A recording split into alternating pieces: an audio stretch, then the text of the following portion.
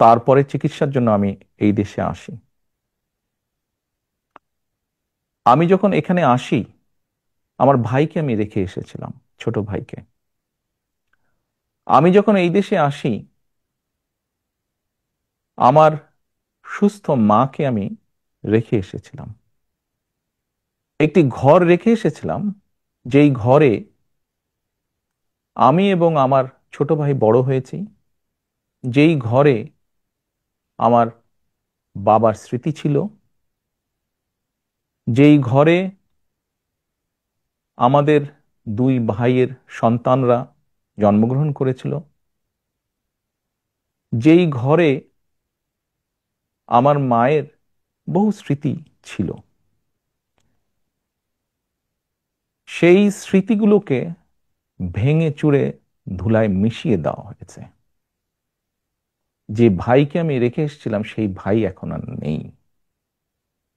যেই সুস্থ মাকে রেখে এসেছিলাম সেই সুস্থ মা এখন সুস্থ নেই। শুধু অসুস্থই নন, ওনার উপরে মানসিক এবং শারীরিক নির্যাতনও করা হয়েছে। আমি আমার পরিবারের যেই কাহিনী আপনাদের সামনে তুলে ধরলাম, এটিকে আপনারা কাহিনী বলুন বা সংগ্রাম বলুন, যেটাই বলুন না কেন, এটি শুধু আমার কাহিনী না বা আমার পরিবারের কাহিনী না। এরকম কাহিনী বাংলাদেশের শত না হাজার হাজার পরিবারের, বা যেই পরিবারের বাবা, যেই পরিবারের ভাই, যে পরিবারের স্বামী, তার ঘরবাড়ি ধ্বংস করে দেওয়া হয়েছে, হ্যান্ডকাফ পরা অবস্থায় হাসপাতালের বারান্দায় মারা গিয়েছে, তা না হলে হ্যান্ডকাফ পরা অবস্থায় জেলের ভিতরে মারা গিয়েছে, সহায় সম্পত্তি ধ্বংস করে দেওয়া হয়েছে। এই সকল অন্যায়, এই সকল হত্যা, এই সকল নির্যাতনের জন্য যারা দায়ী, যারা এসবের হুকুম দিয়েছে, তাদের প্রত্যেকের বিচার হতে হবে। এটি প্রতিশোধের কোনো বিষয় নয়, এটি ন্যায়ের কথা, এটি আইনের কথা। অন্যায় হলে তার বিচার হতে হয়। কার সম্পর্কে কি মনোভাব সেটি গুরুত্বপূর্ণ নয়।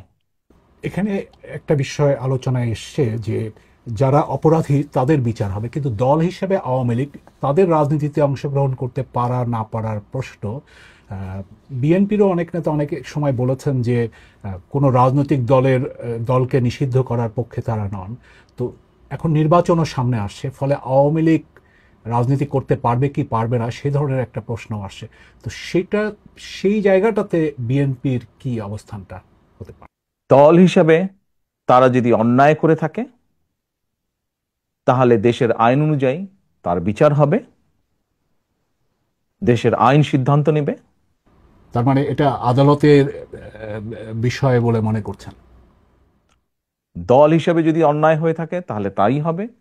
সোজা কথায় অন্যায়কারীর বিচার হতে হবে, তো সেটি ব্যক্তি হোক, সেটি দলই হোক।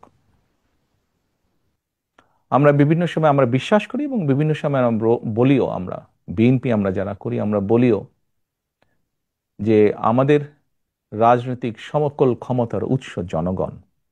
আমি দৃঢ়ভাবে বিশ্বাস করি এবং বিশ্বাস করতে চাই, যে দলের ব্যক্তিরা বা যে দল মানুষ হত্যা করে,